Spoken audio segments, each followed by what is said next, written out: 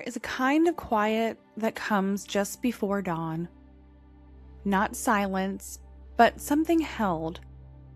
It settles over gardens, over stone, over places where something has already happened. But the world has not caught up yet. She is walking through the quiet now, slowly.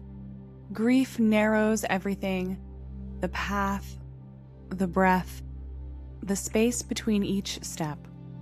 She isn't looking for a miracle, only a place to sit, a place to weep, a place to say goodbye. And then she sees it.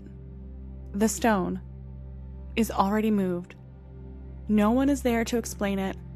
No voice, no crowd, no light breaking the sky. Just absence. Just an opening where something used to be.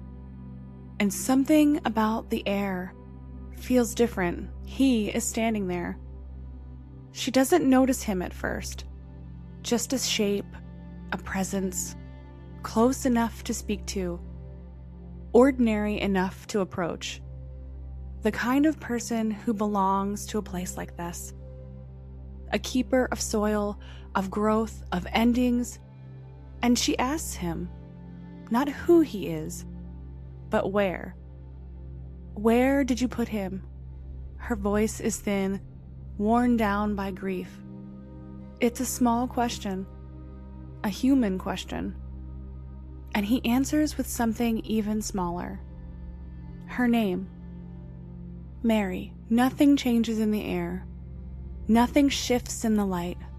And yet, everything opens at once. Because something in the way it is spoken, not louder, not different, just true, cuts through whatever had settled over her sight. And she sees him. Not a gardener, not a stranger. Jesus. Alive. Standing where she thought only death remained.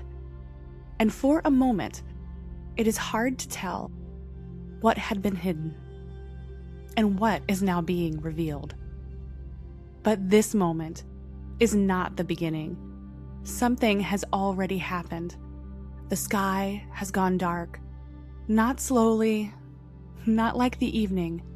It falls midday and the light pulls back as if something has passed over the world itself. And the ground is moving, a deep shifting, stone grinding against stone, weight pressing against weight, as if something beneath everything stable has recognized what is happening above.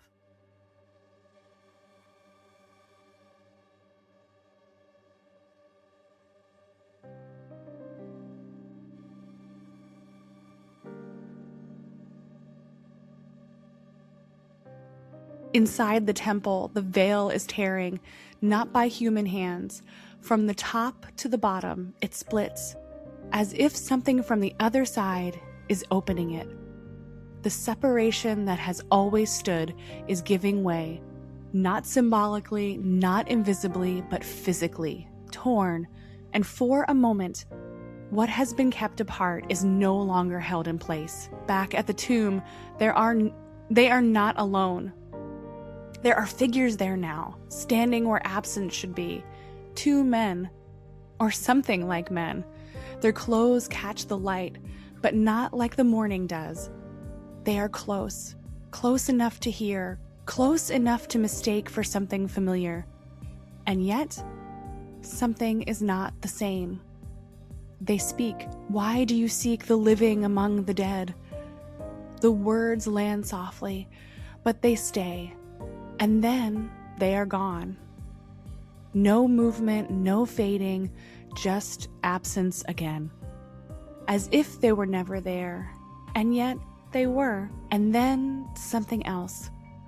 The ground is opening, not in one place, but in many. Stones are shifting, graves are breaking, places that have held silence for years are giving away. And what has been buried is no longer still. Bodies once unmoving are rising, breath returning, movement where there had been none, and after, they are walking through the city, through streets that know them, past doorways that remember them. Seen, recognized, encountered. People are seeing them. People who know them. People who thought they were gone. And no one stops to explain it. No one names what is happening. No one tells how long it lasts. Only this: they are seen. And then the world continues. As if something like this can happen and still not hold everything in place.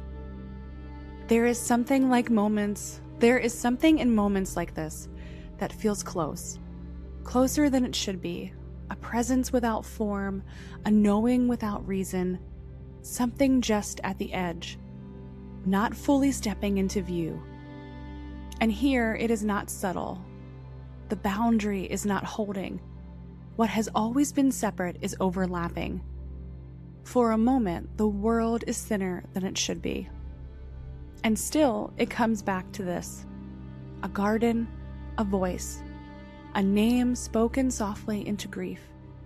Because even after the sky darkens, even after the ground moves, even after the dead walk in the city, this is the moment that lingers.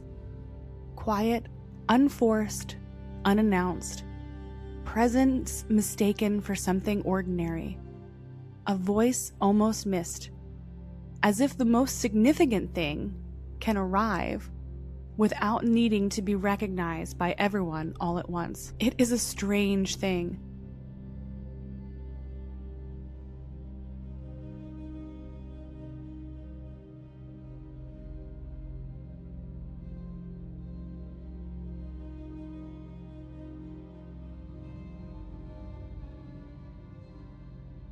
To stand inside a story like this, where the sky goes dark, the ground gives way, and the dead walk through the city, and call it good news. But something is breaking open. Something that has always been there is stepping into view.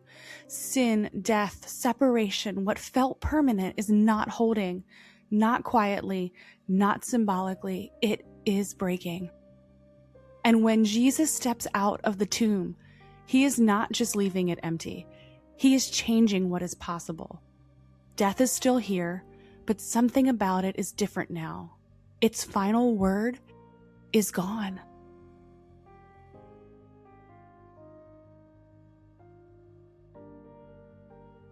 The world is seeing what it looks like when that grip lets go. The earth is moving, the veil is torn, the tombs are open, and they are seen. Not imagined, not explained, not contained, seen. And then it becomes quiet again.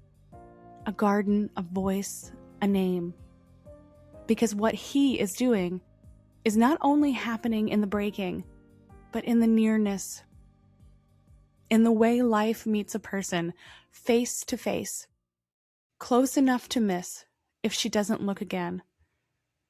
The stone is moved, not just so the tomb can be seen, but so something can step out, and something else can begin. And it is still close, not distant, not finished, but near, closer than it seems. And if something in this story feels closer than you expected, if it lingers a little, if it feels like more than just a story, then maybe this is the time to step a little closer too.